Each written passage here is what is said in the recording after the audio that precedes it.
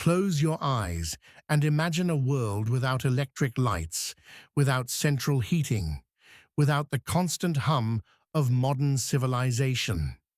Travel back tens of thousands of years to a time when winter was not an inconvenience, but a genuine threat to survival.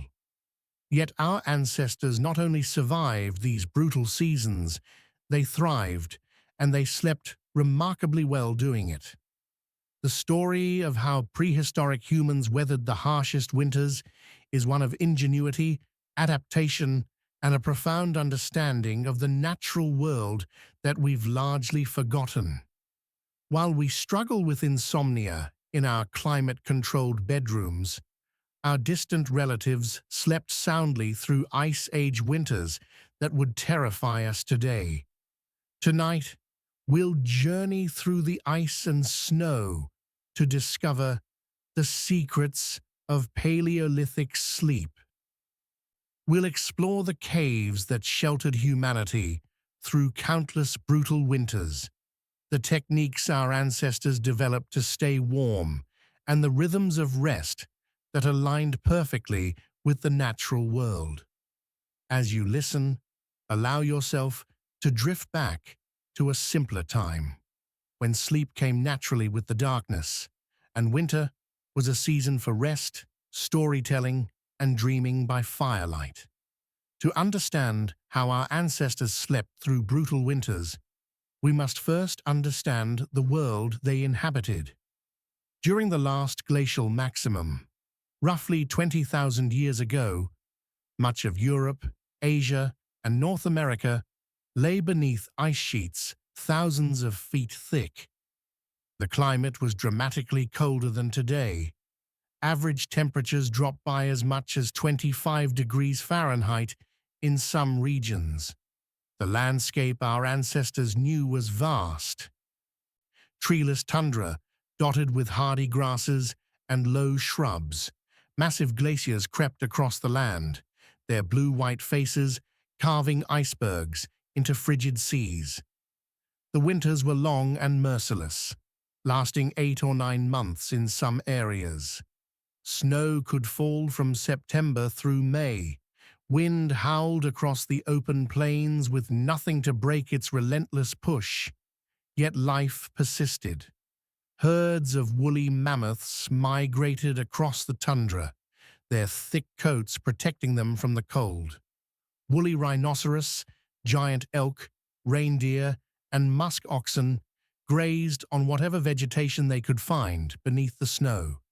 Cave bears, cave lions, and other predators hunted in the darkness, and among them, small bands of humans moved through this frozen world, hunting, gathering, and seeking shelter. The humans of this era were anatomically modern, Homo sapiens, with brains and bodies essentially identical to ours, but they were also incredibly hardy, adapted through culture and practice to conditions that would kill most modern people within hours. They understood the land intimately, reading weather patterns in cloud formations, knowing where to find food, even in the dead of winter, and most importantly, knowing where to find shelter when the storms came. Caves became essential refuges during this period. Not just any caves, but specific ones chosen for their protective qualities. These weren't dark, damp holes in the ground, but carefully selected natural structures that offered everything necessary for survival through winter's worst. Our ancestors became expert cave selectors, understanding thermal dynamics, airflow, and geological features long before science gave these concepts names. The selection of a winter cave was perhaps the most important decision a prehistoric band could make. A poor choice could mean death for everyone. A good choice meant comfort, safety, and the ability to wait out even the most savage storms. First, our ancestors looked for caves with southern or southeastern exposure in the northern hemisphere. These orientations captured the maximum amount of weak winter sunlight, allowing the sun's rays to penetrate into the entrance and warm the interior during the brief daylight hours. Even on the coldest days, sunlight striking dark rock would absorb heat and radiate it back into the cave. The entrance itself needed to be carefully evaluated. Too large an opening would allow wind and snow to penetrate deep into the cave, destroying any hope of warmth. Too small an opening would trap smoke from fires and create dangerous air quality. The ideal entrance was medium-sized, large enough for people to enter comfortably and for smoke to escape, but small enough to be partially blocked with hides, branches, and stones to create a windbreak. Depth mattered tremendously.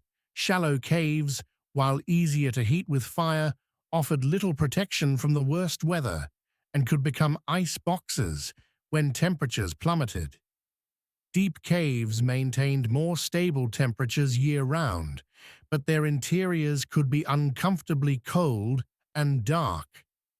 The perfect winter cave had multiple chambers, a front area near the entrance, where fires could be built and daily activities conducted, and deeper chambers that remained at a constant, moderate temperature for sleeping.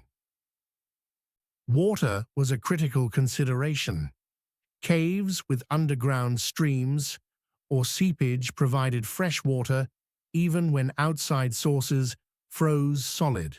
However, too much water meant dampness, which could be deadly in winter. The best caves were dry overall, but had accessible water sources nearby. Some caves had small springs that could be accessed without leaving the shelter's protection. Geography also played a role. Caves located on hillsides or cliffs often had better drainage and were less likely to flood during spring thaws. Elevation provided strategic advantages, the ability to see approaching weather or potential threats, but couldn't be so high that snow accumulation would trap the inhabitants inside. The surrounding landscape needed to provide firewood, which became increasingly important as one fuel source after another was depleted. Once a suitable cave was selected, extensive preparations transformed it into a proper winter home. These preparations began in autumn, when the days grew shorter and the first frosts warned of coming cold. The entrance required the most work. Using whatever materials were available, large branches, saplings, animal hides, stones, and packed earth, prehistoric people constructed elaborate windbreaks. These weren't crude barriers, but sophisticated structures designed to block wind while allowing smoke to escape and fresh air to enter. Some archaeological sites show evidence of wooden frameworks that supported hide curtains, creating airlocks similar to modern Arctic entry systems. Inside the cave, the floor received careful attention. The bare rock or dirt was first cleaned of any debris, then covered with layers of insulating material. First came a thick layer of dry grasses, reeds, or small branches to create airspace between the cold ground and the sleeping area. On top of this went animal hides, deer, horse, bison, or if they were fortunate, the incredibly warm furs of mammoth, bear, or wolf.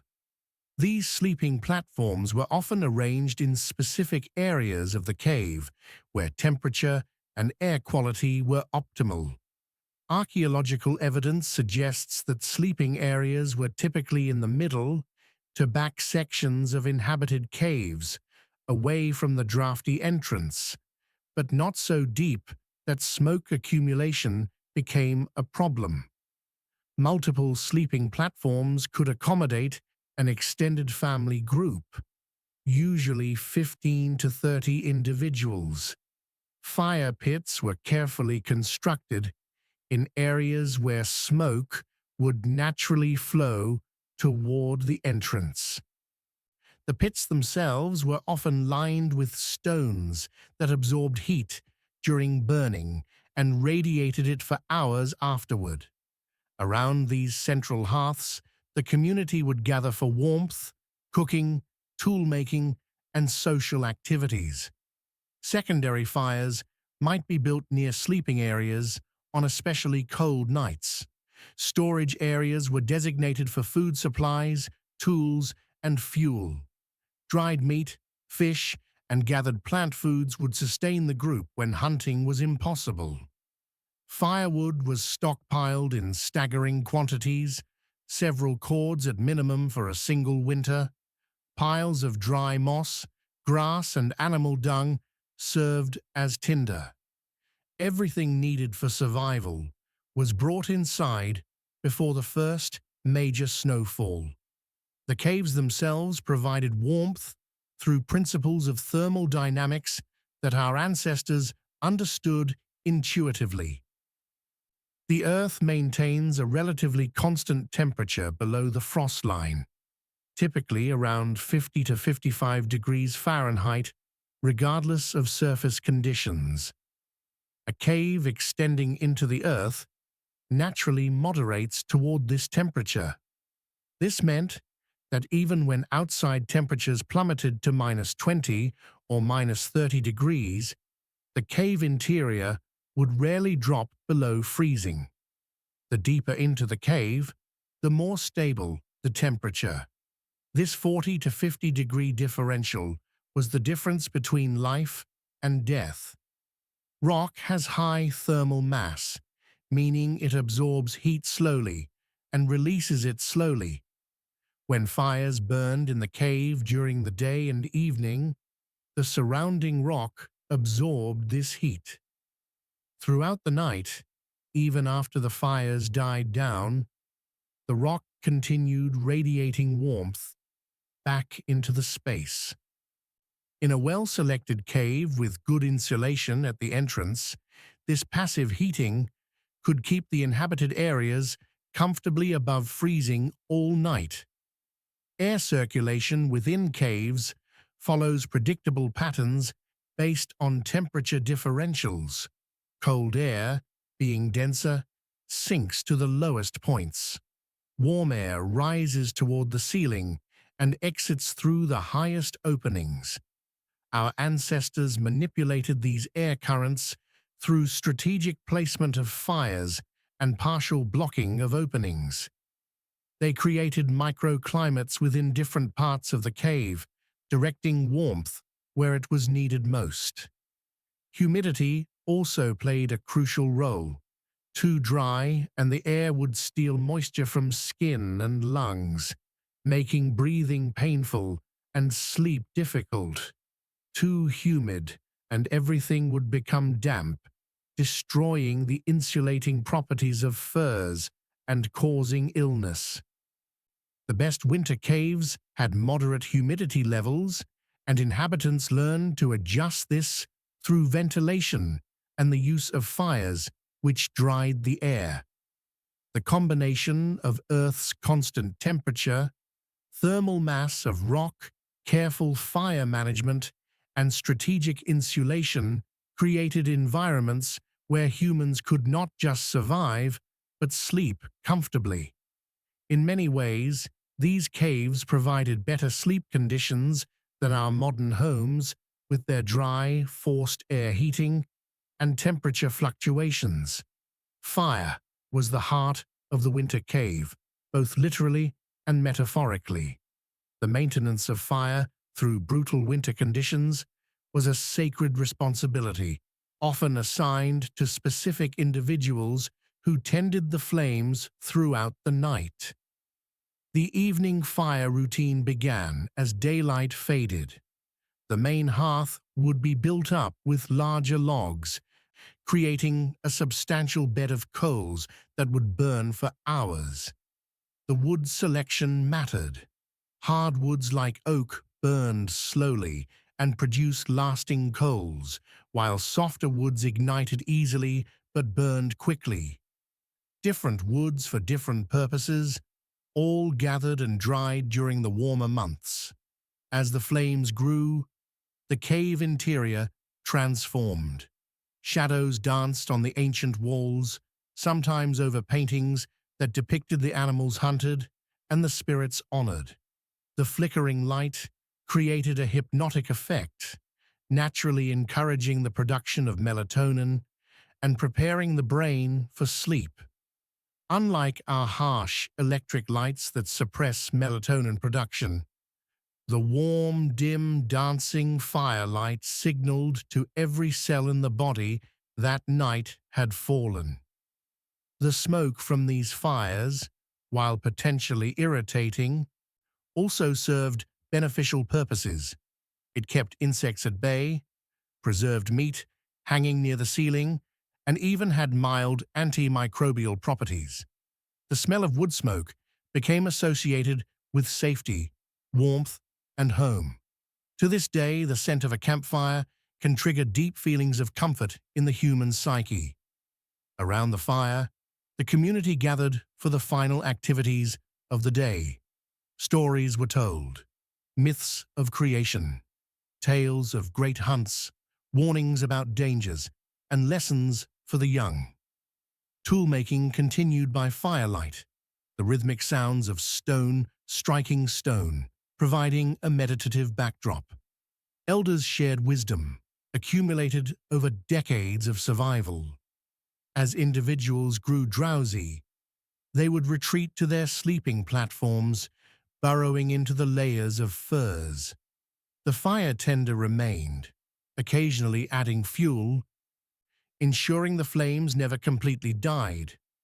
This role rotated among capable adults, so everyone received uninterrupted sleep on most nights. The glow of the fire provided just enough light to navigate the cave if nature called, but not enough to disrupt deep sleep. The sleeping arrangements of our cave-dwelling ancestors were remarkably sophisticated and in many ways superior to our modern beds for promoting deep, restorative sleep. The base layer of the sleeping platform began with an air gap created by branches or a lattice of wood. This critical space prevented direct contact with the cold cave floor, stopping conductive heat loss. On top of this came thick layers of dried grasses, reeds, or heather, providing additional insulation and cushioning. Archaeological evidence from some sites suggests these grass layers could be 2 feet thick or more. Animal hides formed the next layers. The hides were carefully prepared during autumn, scraped clean of flesh, stretched, and treated to remain supple. Different hides served different purposes. Deer and elk hides were common bottom layers, providing good insulation without excessive weight. On top came softer furs, wolf, fox, or rabbit skins with the fur still attached, creating a warm, comfortable sleeping surface. The top covering was typically the thickest, warmest fur available: bear, mammoth, or bison hide. These massive blankets could be shared among family members, creating a communal sleeping arrangement that maximized warmth through shared body heat. Sleeping in groups wasn't just social, it was thermally efficient.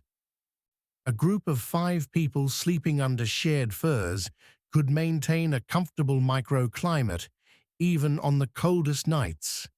The arrangement around the body mattered too. Small children often slept between adults, benefiting from body heat on both sides. Pregnant women and elders received prime spots closest to residual fire warmth. No one slept alone unless absolutely necessary, as isolation meant dangerous heat loss. Head coverings were essential. The human head radiates tremendous heat, and sleeping with an uncovered head in frigid conditions meant constant heat loss and poor sleep. Archaeological evidence suggests our ancestors wore close-fitting caps or hoods made from fur, possibly stuffed with additional insulating materials like moss or fur scraps. Interestingly, this sleeping arrangement likely promoted better sleep than our modern beds. The slight firmness of the platform supported proper spinal alignment. The complete darkness of the cave interior promoted maximum melatonin production. The gradual temperature drop through the night as fires died down matched our natural circadian rhythm, which calls for slightly cooler temperatures during deep sleep phases. Perhaps the greatest advantage our ancestors had over modern humans was their alignment with natural sleep-wake cycles. Without artificial light, their circadian rhythms synchronized perfectly with the sun. In winter, when nights stretched 15 or even 18 hours long in northern latitudes, our ancestors simply slept more. They weren't fighting against biology, trying to maintain an 8-hour sleep schedule regardless of season. Instead, they embraced what sleep researchers now call biphasic sleep, or even polyphasic sleep. The typical winter sleep pattern likely involved a first sleep period beginning soon after sunset, lasting 4 to 5 hours. People would then naturally wake for an hour or two, a period used for tending fires, checking on children, intimate moments with partners, or quiet contemplation. Then came the second sleep, lasting another 4 to 5 hours until dawn. This biphasic sleep pattern isn't an aberration. It's likely how humans slept for hundreds of thousands of years. Historical documents from medieval Europe confirm this pattern continued until the Industrial Revolution. Our modern obsession with consolidated 8-hour sleep is actually the aberration enforced only recently by artificial lighting and industrial work schedules. During the wakeful period between sleeps, our ancestors weren't stressed about getting back to sleep. They didn't worry they were suffering from insomnia. This quiet time in the depth of night was expected, normal, and even valued. It was a time when dreams could be discussed, when the conscious and unconscious mind could interact, when creative insights often arose. The winter season itself encouraged longer total sleep duration. With less daylight for activity and hunting limited by weather, there was less reason to be awake. Archaeological evidence suggests winter was a time of reduced activity, conservation of energy, and extensive rest. In some ways, humans practiced a form of semi-hibernation, dramatically reducing caloric needs through increased sleep and reduced movement. Sleep quality was likely exceptional. The complete absence of light pollution meant true darkness. The silence of snow-covered landscapes provided natural white noise through the cave opening. The cool cave temperature after fires died down matched the body's natural temperature drop during deep sleep. The physical exhaustion from daily survival activities ensured quick sleep onset and reduced nighttime awakenings. One of the most important aspects of sleep in winter caves was the sense of safety provided by community. Humans evolved as social creatures, and sleeping in groups activated deep biological security systems that enabled better rest. In the cave, someone was always on watch, tending the fire, listening for dangers, ready to wake the group if necessary. This communal security system meant individuals could fully relax into deep sleep without the vigilant part of the brain remaining partially alert for threats. The knowledge that others were watching allowed for complete surrender to sleep. The sounds of the community were themselves sleep-promoting.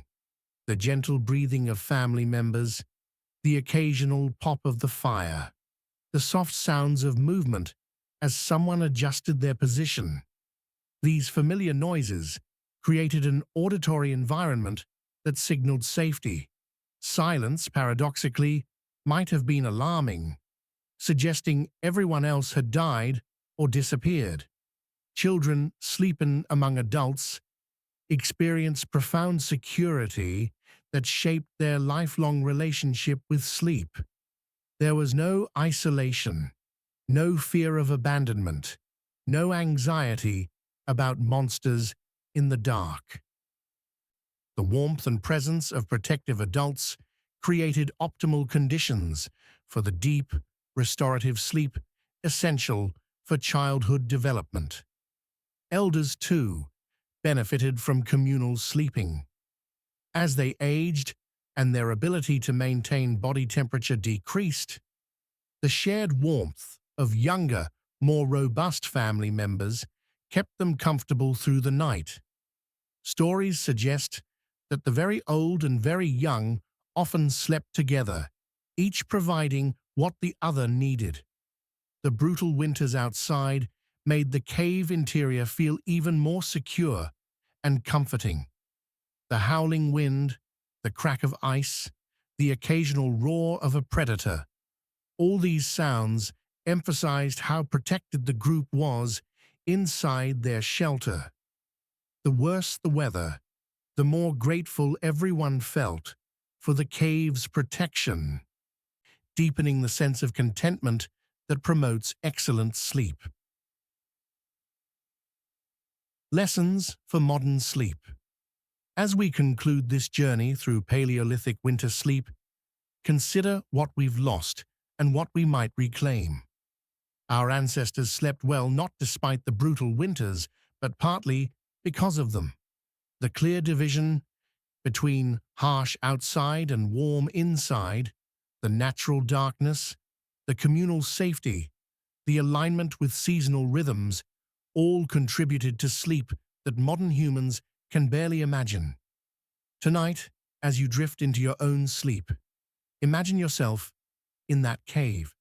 Feel the warm furs around you. Hear the crackle of the dying fire.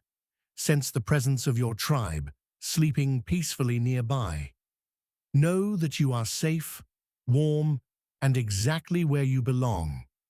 Let the winter wind howl outside. Let the snow pile against the entrance. You are home, and sleep comes naturally, as it has for countless generations before you. The brutal winter is your friend, making the warmth inside more precious. The darkness is your ally, restoring your natural rhythms. The cold outside makes the warmth within more valuable. And sleep, deep and restorative, comes as naturally as breathing. Rest now, as your ancestors did, secure in the knowledge that humans have survived far worse than anything that troubles you tonight. You carry their resilience in your genes, their wisdom in your cells. Sleep well, child of the Ice Age. Sleep well,